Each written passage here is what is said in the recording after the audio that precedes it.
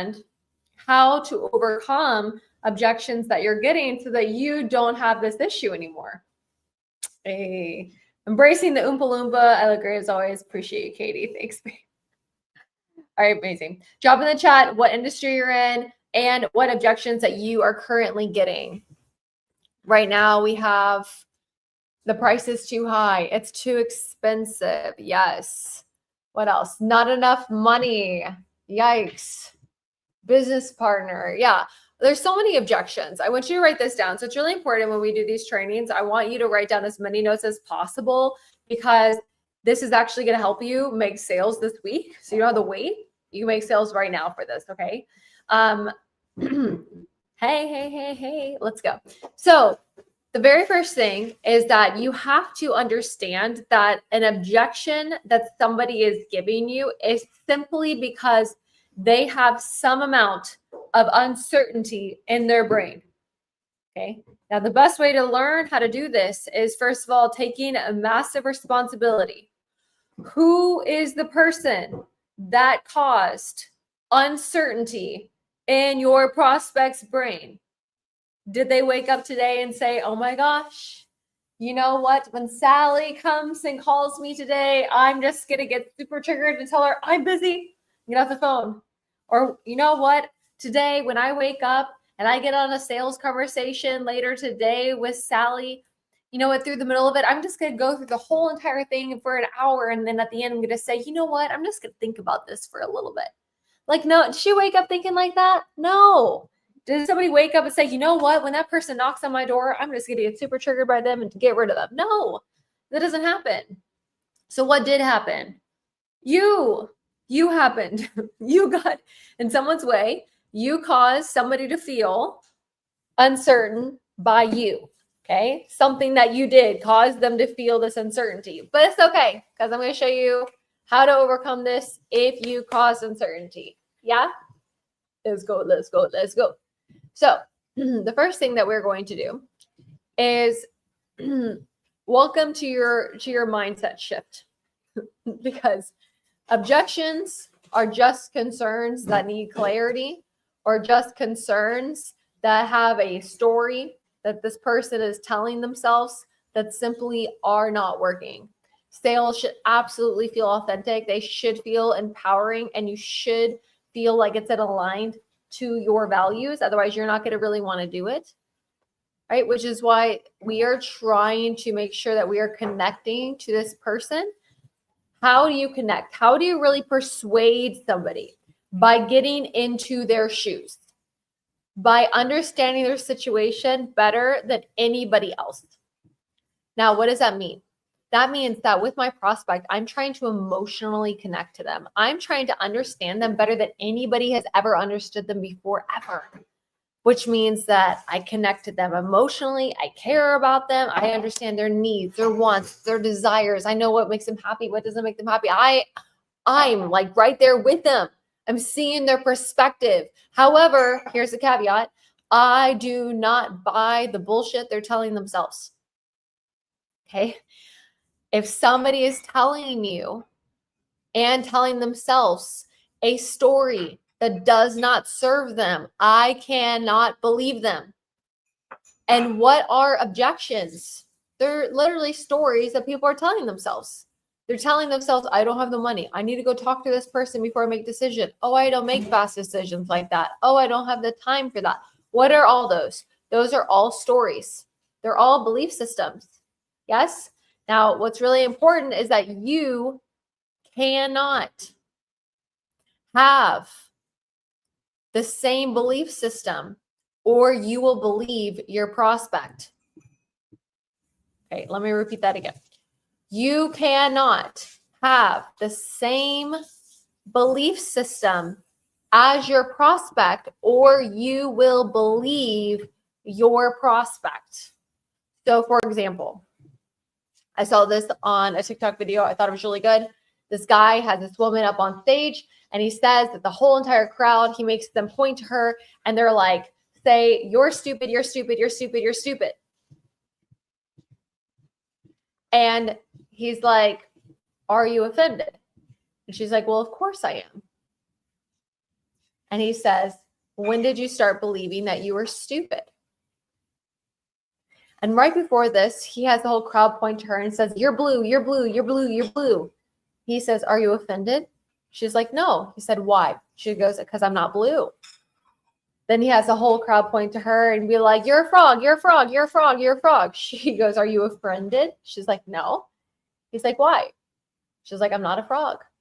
So going back, why do you believe that you're stupid? She had some belief system that was congruent with the audience at that point. It's the same thing in sales. If you believe your prospect, it's because you have the same belief system, which is why people say that you are the objection that you give. Yeah. So if you are giving a prospect an objection, or sorry, if a prospect is giving you an objection, like it's too expensive, and there is some part of you that believes that it is too expensive, you are going to believe them. There's no way that you cannot overcome somebody's story without you overcoming your own story. It makes zero sense. There's no possibility, because you cannot lead somebody unless you are willing to lead yourself. Yes? So it's the same thing with uncomfortability. Think about the objections that you give. You're typically the objections that you give. It's impossible for you to be able to overcome someone's story if you are still in that story. Yes? So here's a framework that's going to help you. There's 4 steps of objection handling. This is what you do every single time somebody gives you an objection. And the biggest thing that I see with objection handling, especially with reps, with new sales reps, is that you guys are so excited to go objection handling because you know how to objection handle. So you go in too fast and you start objection handling mode, and you sound like a sleazy salesperson that's really trying to close this person. And people don't trust you, and people feel like you're being disingenuous, and people feel like you're not there for them. And so they pull back even more, and then you push even further, and then you've lost them forever. Yes?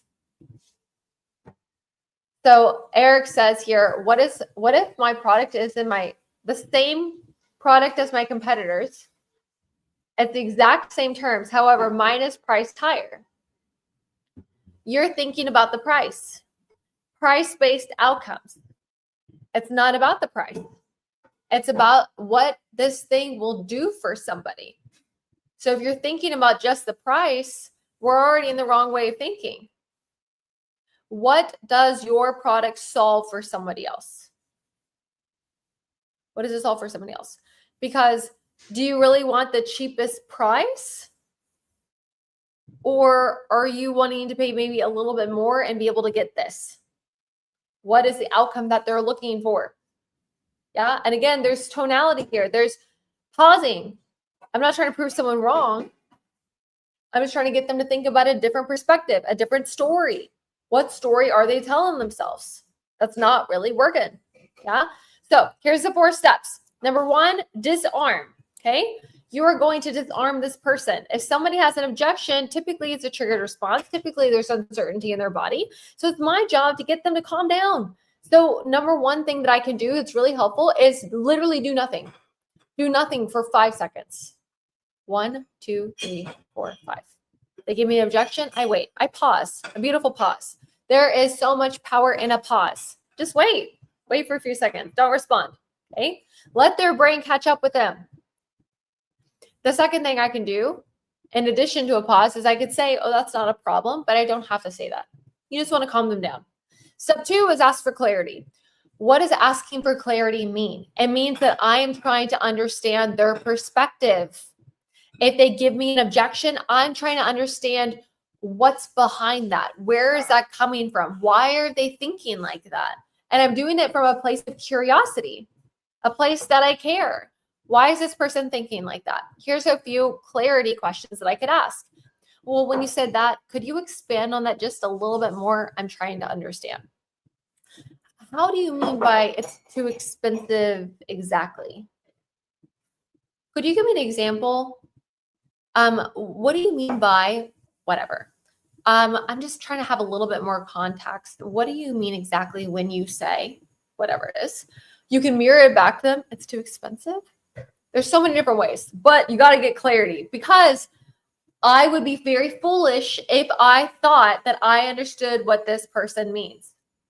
For example, let's say all week long, I've had so many prospects give me the same objection. And then I start thinking that every single prospect that I'm talking to is thinking the same, which is a big mistake that a lot of salespeople make.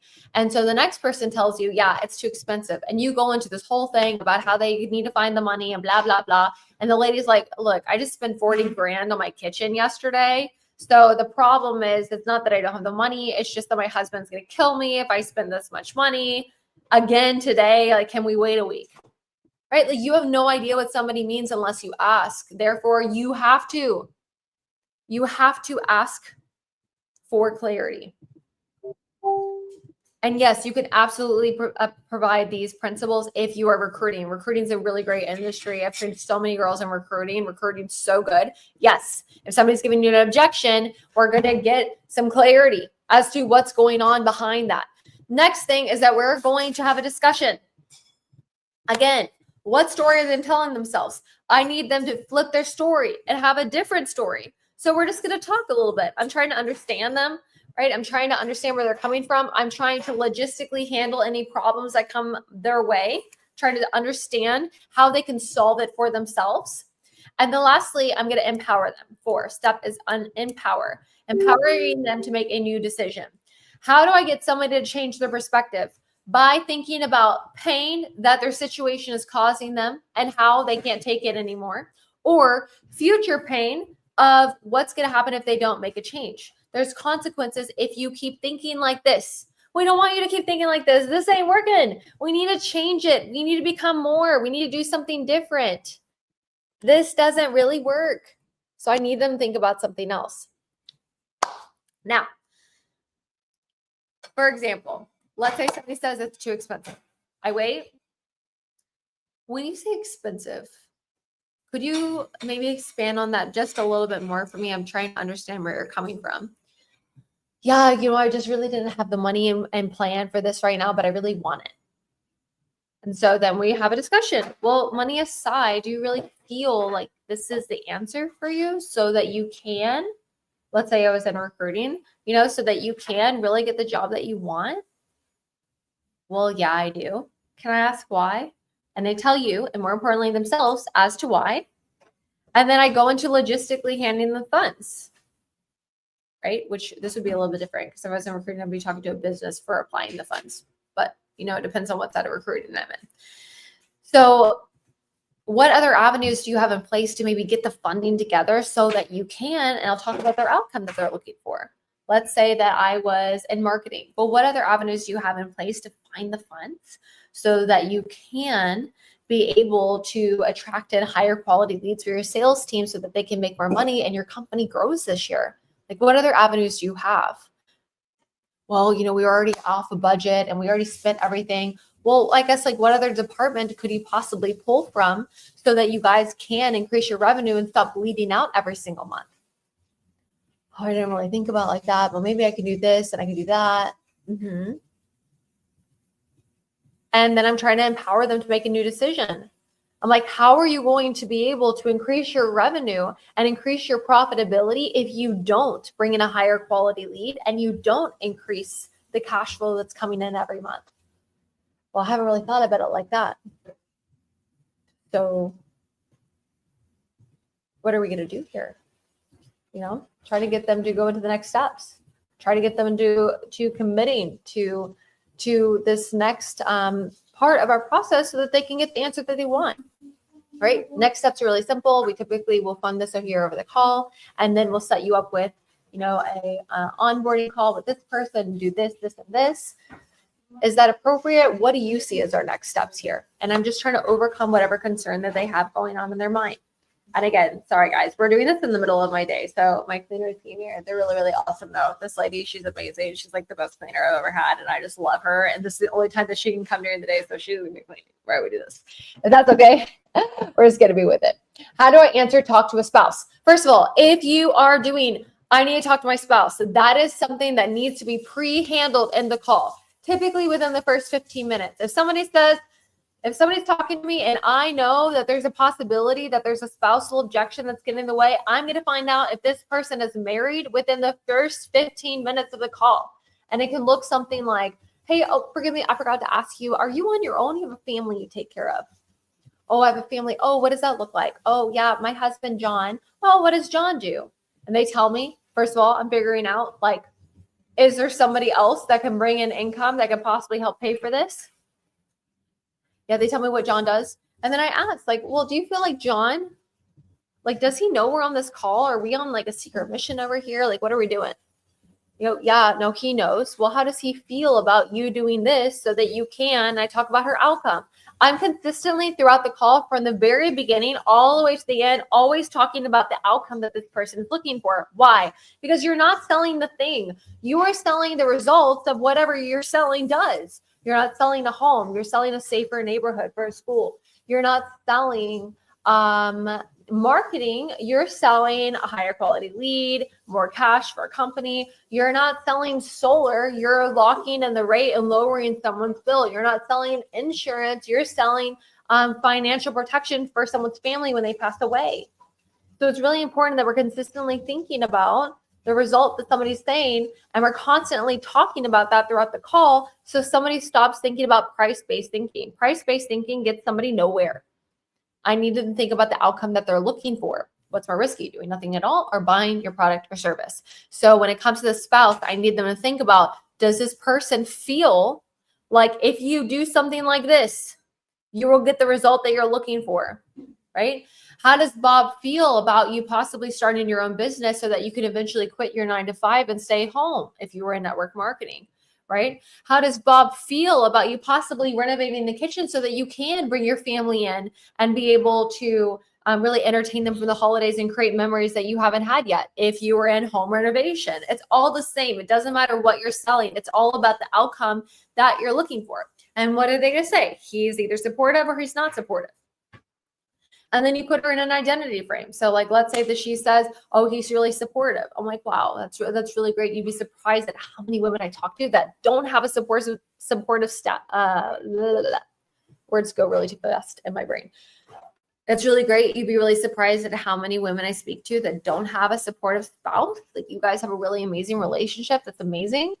Or if she says he's not supportive, be like, wow, I'd be surprised at how many women I also talk to that don't have somebody supportive in their life and they have to figure this out independently. I'm really proud of you for putting yourself first. And you just frame her.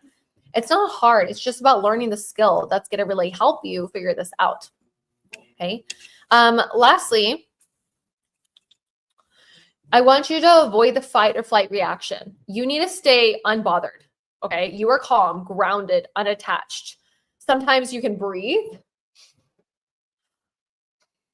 and get through it. What if you were working in retail and the prospect never expects to see you that day alone without already talking to their partner? What type of retail would you need to talk to a partner for? Help me understand that. Because typically them telling you their partner is an excuse because it has something to do with the money. 9 times out of 10, it's financial. If I'm in retail and I'm giving somebody an objection, it's because they're not really loving it. There's something about it that I don't like. I don't need to get somebody's permission to buy something. It really just depends on who you're talking to. I feel like some type of religions, yes, but most of the time, no. And then lastly, you got to be role playing. Okay. If somebody gives you an objection and you get off the call and you go to another call and you don't practice, you are getting into a recipe for disaster. That's not going to help you. You have to make sure that you are practicing, that you are getting better, that you are working on yourself. You're working on trying to be the best version of you and being really committed to figuring that out. Not religion, but I'm not sure. Yeah. You have to be really, really committed to be able to figure it out, which means that you got to be consistently practicing. and working with other people that really understand tonality so that you can get better. If you're practicing with your husband at home, that's not getting you better. You need to make sure somebody understands tonality and can really guide you and support you. We have a really amazing community. It's an absolutely free community for women. If you're in my Facebook, you're listening to this right now. If you're watching it on TikTok or Instagram, I think the link is in my bio to be able to join our community. We have trainings in there every week, so join that. I think it's really amazing as well. If you want some more support, just DM me your questions. If you have questions in sales or anything like that, just direct message me any way that I can help and support you. Please let me know. I honor all of you. We do have a Tulum trip retreat for women that's going to be happening April 23rd through the 22nd, 27th. We only have 6 spots left. If you want to go through a really intense trauma breakthrough retreat that's going to change your life, please message me directly. I'm happy to support you on that. It is an application process because we want to make sure that the women that are going are actually ready to heal through their stuff. So we'll see if you're aligned, if we can do that. What if somebody says that they need to pray about it? So it doesn't matter what someone says, okay? What matters is that you go through the steps. You hold space, you disarm, not a problem.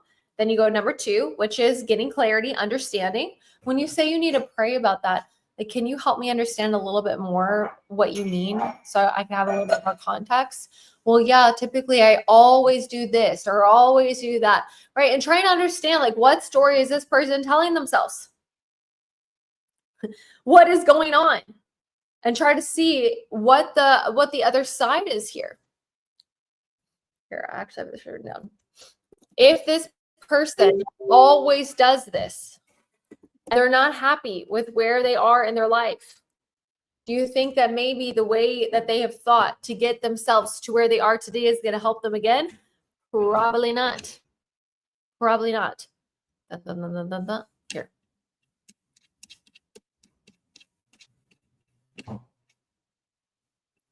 I rarely ever get that.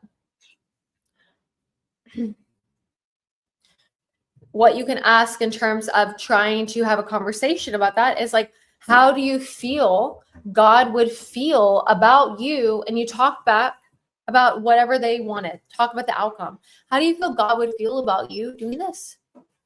Let's say that it's about insurance. I need to pray about it. Like, well, how do you feel God would feel about you putting financial protection in place for your family for when you do pass away and they are completely taken care of without any worries? Like, unlike most people who don't have the type of insurance in place.